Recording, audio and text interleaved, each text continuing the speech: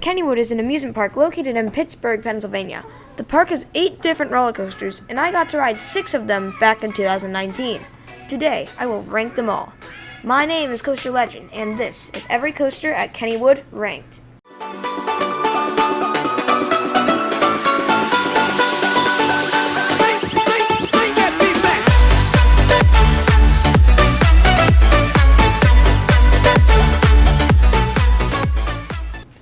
The 2 coasters I did not get to ride were Exterminator and Little Phantom. Little Phantom was a kiddie coaster, so this is definitely the worst in the park. Exterminator is a family indoor spinning coaster. By looking at the POV of the coaster, I can say that this is number 7 at the park. Now, let's get into the coasters I've ridden. Number 6, Racer. Racer is a wooden roller coaster located in the park. The ride consists of great lap bars, a couple of drops, and a few good airtime moments. The drop is fun, and the racing aspect is great, but the ride wasn't as good as I was expecting. The rest of the coaster lacked in forces, and there were only a few airtime moments throughout the coaster. With Jackrabbit opening a few years prior, I thought Racer would be the better ride, but I was wrong. However, the dueling aspect works well with this coaster, and it is great seeing which side will win. The ride is good, but don't go in with high expectations. Number 5, Jackrabbit. This ride is a bit overrated. Lots of people put this higher in the list, but I personally don't see that. I get this is a classic, but this is a boring coaster. The ride starts with a few forceless drops and turns into a lift hill. The next part is the only good part of the ride. This airtime moment is better than most airtime moments out there, and it is all because of the buzz bars.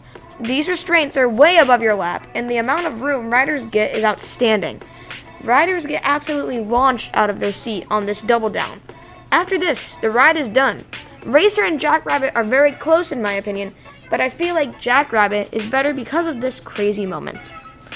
Number 4, Thunderbolt. Thunderbolt is the best wooden coaster in the park. The ride starts with a steep drop that provides some airtime.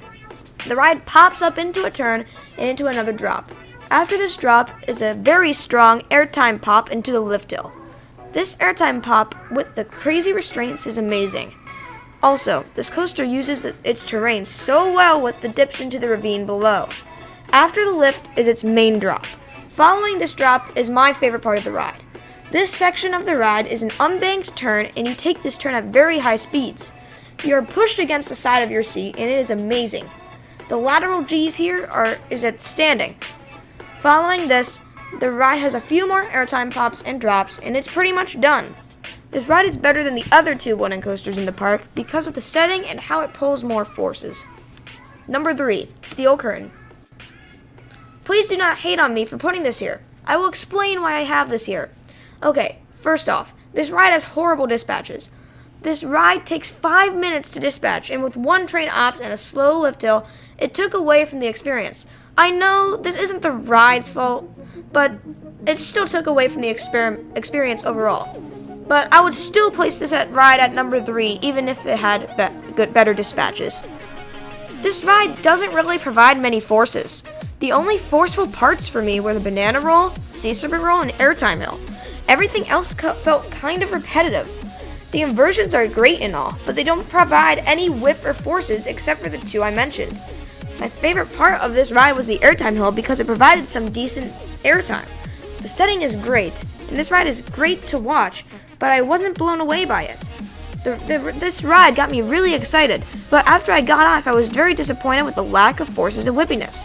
I also thought some more moments would provide airtime, like the step up, but there was nothing at all. This ride also has 0 hang time. Don't expect any hang time on the inversions. This ride is better than the Woodies because it has unique elements like a banana roll, and the elements are better overall, but I was very disappointed by this coaster. Number 2, Skyrocket. I went into this coaster with very low expectations. I thought it looked mediocre at best, but I was very surprised. This ride pulled lots of forces, and it was way better than Steel Curtain. First off, the launch was surprisingly intense for being pretty short. The top hat had some great negatives to it, and the drop felt kind of like a dive coaster drop. Following this, the coaster goes into a tight overbanked turn which pulls lots of lateral G's. After this, the coaster goes through an inversion that is better than all of Steel Curtain's inversions. This inversion has lots of whip and is my personal favorite part of the ride. The ride takes a tight turn and goes into an airtime-filled drop.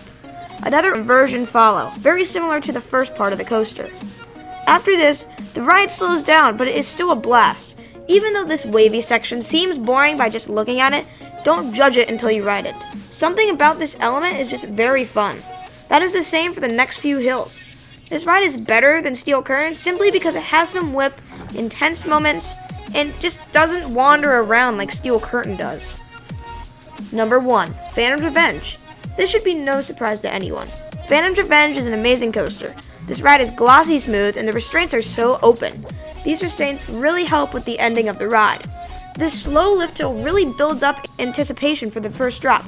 And the first drop I enjoyed more than some other first drops like Magnum XL 200 at Cedar Point. This pulled some good laterals going down, which was great.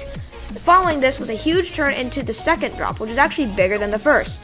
This second drop dives into a ravine. This drop is good because you can feel the wind slowly getting faster and faster, and at the very bottom there are multiple head choppers from the Thunderbolt roller coaster which we mentioned earlier. This ride pulls many positive G's on the riders on the next turn. After this turn is where the ride gets absolutely insane. The ride pulls many positives and negatives just within just a few seconds. Riders are getting thrown up and out of your seat and then back down again. The restraints help so much with this because if you are small, you're almost standing on the airtime pops. This ride is ridiculous. It is better than all the other rides because of how many forces it can pull in such a short amount of time while being ridiculously fast. That's just my opinion.